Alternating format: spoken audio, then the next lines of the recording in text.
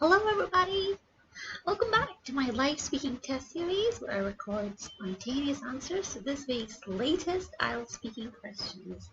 Alright, let's go! Let's see what we have for part one. Do you use a wallet? Yeah, I don't really use a wallet anymore. I used to though a couple of years ago, but then, with the whole pandemic thing, I didn't really go out as much, and I don't know. I mean, it's been a long time since I really felt the need to, like have cash on me and a separate wallet, a separate purse. It's just too much to handle. And again, if I went out and had all these things with me, I have my purse, I have my wallet, and I have to clean everything. So I just kind of ditched my wallet, and I haven't used it for a long time. I think it's been what, 1.5 years now. So yep, no, not really.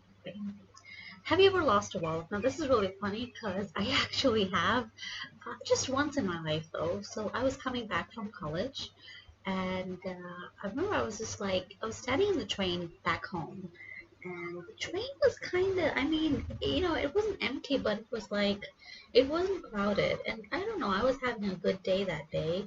Uh, and I remember, I had my bag on my back, and I was just kind of standing and looking at the sights. And and then I had to get down, so I did, and I felt like, wait a second, something's wrong with my bag. I don't know, it feels like someone's done something to it. I just had this hunch, and so I looked back, and to my horror I saw that someone had opened my zip and I don't know, taken what out of it. So I stopped and I checked my bag, and everything was in my books and everything, but there you go, I didn't have my wallet on me anymore, and that made me a ticketless traveler that day. Thankfully, there wasn't much money in it. I did have a card though, but it's not even about the card. I mean, obviously, cards are no big deal. You can just cancel them. What I really hated was the fact that it was a leather wallet that I really loved. It was a really old wallet, and I think my mom gave it to me as a gift, so that really hurt. Like, hey, if you want the money, that's fine, but why did I have to steal my whole wallet? Jeez. Do most of your friends use a wallet? Yeah, they do. I mean, I think most people do. I probably am in the minority that I don't use a wallet. They might feel it's kind of strange, but really, I mean, I use my phone to pay for stuff. Like, even if it's a really tiny store, so I mean, and especially since the pandemic, I've just started using digital payments. I don't really carry cash around unless there's a store that I'm going to that absolutely doesn't accept cards or any kind of digital payment methods, which of course is really rare. I mean, there's only one store in my entire neighborhood. I used to buy milk from there, and I had to always give them cash, which is really annoying. Have you ever sent a wallet to someone as a gift? As a matter of fact, I have. Just last year, I think sometime around, well, no, I don't think, I know. It's my mom's birthday. So a couple of days before my mom's birthday, I ordered this really cute purse. Well, not cute actually. I would say elegant. And I mean, yeah, let's be honest, they had a discount running, so they had an amazing sale running, and I'm like, oh wow, that's an amazing price. We really can't beat that. And of course, it's really high quality stuff, so I figured, hey, let me just buy it. I actually bought it from my mom because the design was quirky and the shape was really unique. Sorry about the noise. That's what living in cities like. Anyway, so I placed an order for it. It was cute, quirky, and I just loved it. There we go. What's this? Anyway, let me continue. So, yeah, and it arrived, and she had no idea what's in the box. I'm like, yeah, go ahead, open it. And she was really happy with it. In fact, she continues to use it to this day. Of course, I mean, we don't go out much, but that's another thing. All right, let's see what we have for part two. Right, let's see. Talk about a health condition that you had and found a solution for online. You should say, what was your problem? Which website did you use? Did you find it helpful?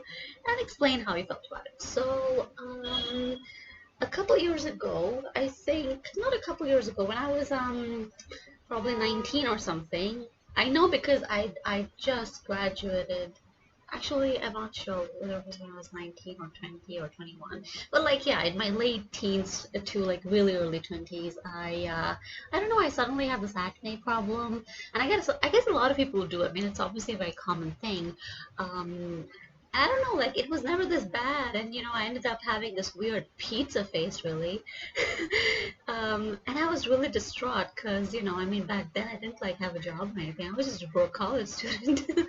And I was looking for like solutions online, but the problem was that like, I mean, you look for stuff online, you get like 10 Google ads, and then it keeps following you on Facebook and everywhere, and Instagram and blah blah. So I mean, they're all just peddling, like really expensive solutions. And frankly, I didn't have the money back then, so I was like, dude, that's not okay. I have to find a solution. So I'd already known about this website, Reddit. I'm not sure actually. Yeah, I did. So I just didn't use it very frequently, but I figured, hey, what the hell? Let me just, try and look for stuff. Like, I'm sure there's other people who suffer the problem, and tried ways to fix it in an inexpensive manner. So I did. I went on there and I found this whole, they call it a subreddit. So it's a place where you find other people who share your interests, or they post about topics and stuff. I love it. I love that, that website. It's really useful. So I mean, I found a lot of people who were suggesting various things. Some said, here's some medicines you could try, like the ones you take by mouth. Then there's others you would apply on your skin, and after a lot of like time spent researching, I finally, because I was really scared, because I'd never done anything like this before, and I was thinking, oh, what do I do? And I found this product. What's it called? Tretinoin? Yeah, tretinoin. So it's really strong. It's super powerful. Everybody says your skin's gonna peel, because the upper layer is shedding, and it's taking out all the gunk. So you're gonna, probably have a lot more acne in the beginning, but then it's gonna settle down. You're gonna have, it's great for anti-aging as well. And I was completely on board with that. I was still kind of nervous, but I went to a store and I begged all these chemists around me, like, do you have this? Do you have this? And everybody's like, oh, we don't have it. It's a really, like rare thing. I'll have to order it. Maybe it'll come in 2 or 3 weeks. And I'm like, yeah, okay, fine. Just, find a way to get me this thing. And finally, this one guy calls me up and he's like, yeah, I have it. Come to the store. And I'm like, yeah, I'm coming in 20 minutes. Just wait for me. And I was so excited that day.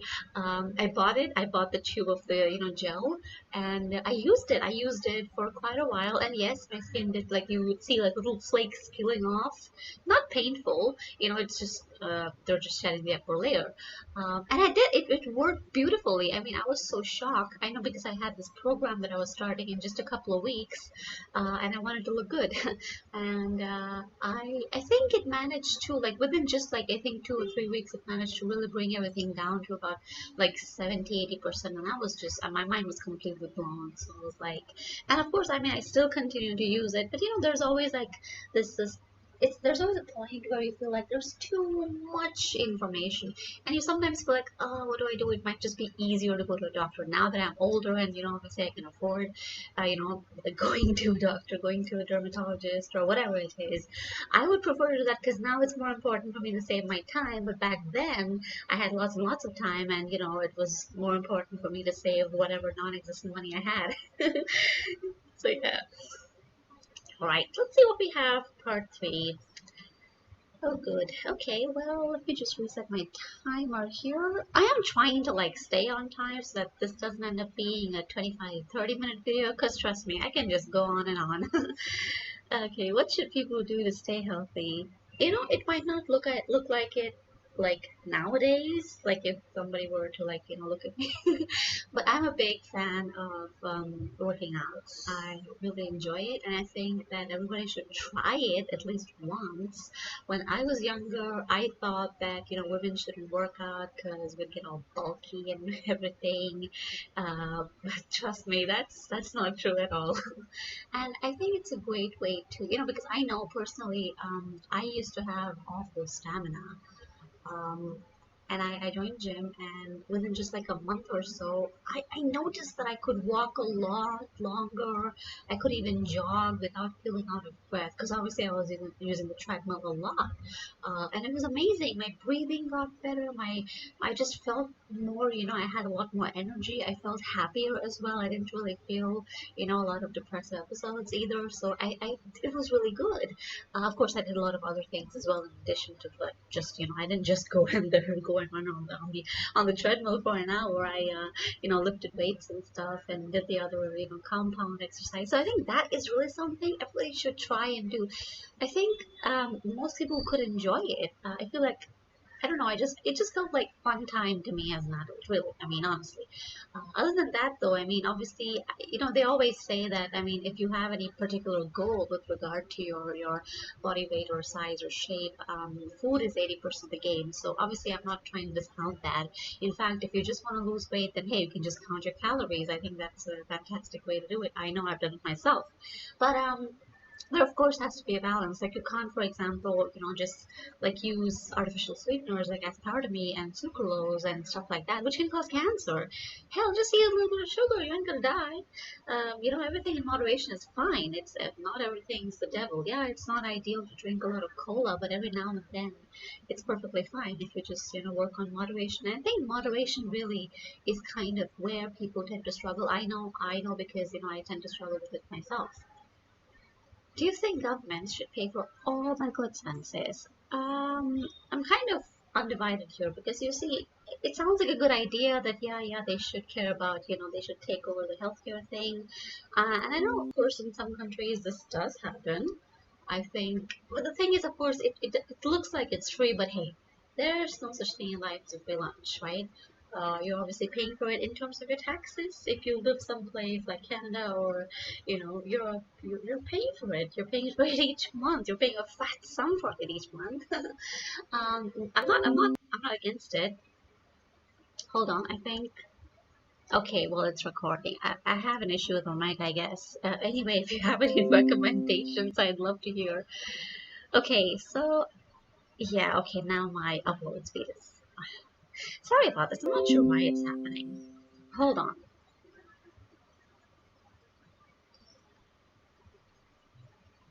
You know what? I'm just gonna hold on. Continue with, sorry about that. You know what? I'm just gonna redo, not because I don't know what's happening today. What's the deal with my network and my mic? Anyway, let's get back to what I was saying. So, you're paying for it, and nothing is free. And I don't know. I feel like it might just be too much. Let's say you lived in a society where healthcare truly was free. You really didn't have to pay anything at all, right? Not even like from like as a part of your taxes or over and above your taxes. What would that look like? I think a lot of people could, just take advantage of that. Um, Again, something's happening with my mic. Yeah, this is why I didn't do it last time because my internet was just. Hopefully that doesn't happen again. I'm just gonna take this off. There we go. Right, so as I was saying, I think a lot of people could exploit the system if that happens. Like why should, for example, let's just say that you only pay taxes, right? You don't pay like a healthcare on top of that. You don't pay like any kind of solidarity charge or whatever on top of that. So it's your taxes still going to work, of course, but then there's people who might kind of I don't like to use that word, but they might just leech off it, and that I think is a bit of a problem. So it's a good idea, but as you know, it's a very I think tricky thing to implement. Yeah. Do you think? Hold on. Should people contribute part of these healthcare expenses? Yeah, absolutely. I mean, hey, your health is, I mean, it's your responsibility to a large extent. I do think that people shouldn't just be like thrown to the wolves, like, hey, I don't know, man, you're on your own. I don't think that should happen. But there should be some kind of support, but maybe it could be a half and half kind of thing, or maybe it could be at least some. I mean, you have to take responsibility. It's your body, it's your health, it's your life. And I mean, unless you're an adult. I mean, unless you're a child, in which case it's your parents' responsibility. But overall, I think that that's probably the best thing. I mean, half the bill can be put it by the government or could be like distributed in some way. Like some things, for example, let's say like, things that are related to, let's say, aging and things of that nature. I think that's going to happen to everyone. So that should be covered. But let's say you're a heavy smoker or something. Why should you benefit from healthcare? I don't know. Does that sound bad? Maybe it does, but I don't care because I don't know. It's you make that choice. And, why should I pay for your choices, your bad choices? Sounds ridiculous to me. Do you think alternative therapies such as acupuncture are better than conventional treatments? Why so? Um, okay, so like when I was younger, I had this rabbit, and I don't know what happened. Like we got him, and in 20 days, we just woke up and found out that he, was dragging his back leg. So he had a fracture. We don't know how. So we went to the vets, and so a lot of things happened. He recommended that we give him homeopathic pills because his wife was a homeopath. And we also, did acupuncture sessions for him. Like we had a trained vet specially come down just for him. That kid got a lot of good care. And he did recover, not of course fully, not like perfectly, but he became an independent rabbit. So the point here is like, I don't know like what specifically worked because we were giving him, allopathic, Western, like science-based medicine. We were giving him acupuncture, we were giving him homeopathy, we tried everything, right? And I don't know like what to say, what helped, what didn't. As from me, personally, my own experience with the healthcare system, I think it does work. Yeah, I think it does. Do I think it's better than conventional treatments? I don't know. I think it mostly could be. I tend to favor like, research-based of medicine. I don't really believe that homeopathy works because I mean the whole system. I don't know, like, oh, it's a water solution and there's some sugar pills, and I don't mean to offend, but I'm just saying I find it hard to wrap my mind around that. Maybe it's just a placebo effect, right? Maybe it's just like you believe it's gonna work and so it does. But like for me so far anyway, like for example, I was given steroid pills when I had my wisdom teeth taken out, and you know what? I didn't feel any pain. I only had the slightest bit of swelling. And obviously that stuff works. Of course, I do think that you can kind of, everybody's different, and some methods that work for some people may not work for the others, and so people might get upset, like, hey, what is this? It doesn't work for me, so it's garbage if it doesn't work for me, and people can of course get upset, like. We've seen, a lot of that happen these days. People are just confused, upset, angry, hurt most of all, and thinking that, maybe Eastern or, like traditional folk medicine might be the way. I'm not, disagreeing. I'm saying it can work, but I personally am kind of undecided. Okay. Do you think people will be healthier in the future? I don't know. I mean, I don't think so, to be honest. Because, I mean, if you look at pictures from like 60, 70 years ago, do you notice that everyone's super fit? Like, maybe not fit, but they were like, I mean, you barely see any fat people. Why is that, you wonder? Because they didn't have processed food. This whole cheap, affordable, quick food phenomenon it's only been popular since I would say since the end of World War II, not since the end of World War II, really since about the 80s or so, and I think that's really what's problematic. I mean, just think about it. If you were to bake cookies yourself, it would take you, and I've done this myself, so I know, speaking from experience here, that it would take you at least about, an hour. And that's a lot of work.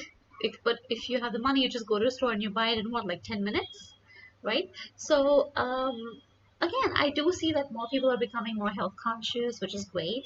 But like people are people, I don't think you can generalize them. I mean, everyone's different. Some people prioritize health, and they really like go intensely into it. I think what we will see is a big change.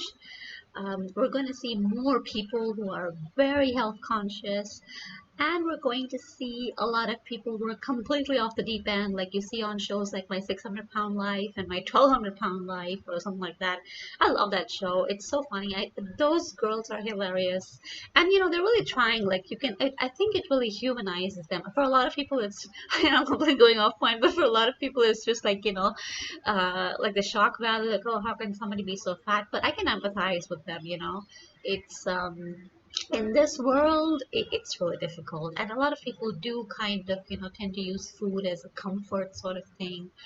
And we have all kinds of disorders: anorexia, bulimia, binge eating disorder. So you can't say people are people, they're all different. Right, well, that was a fun set of questions. Sorry about the interruptions, though.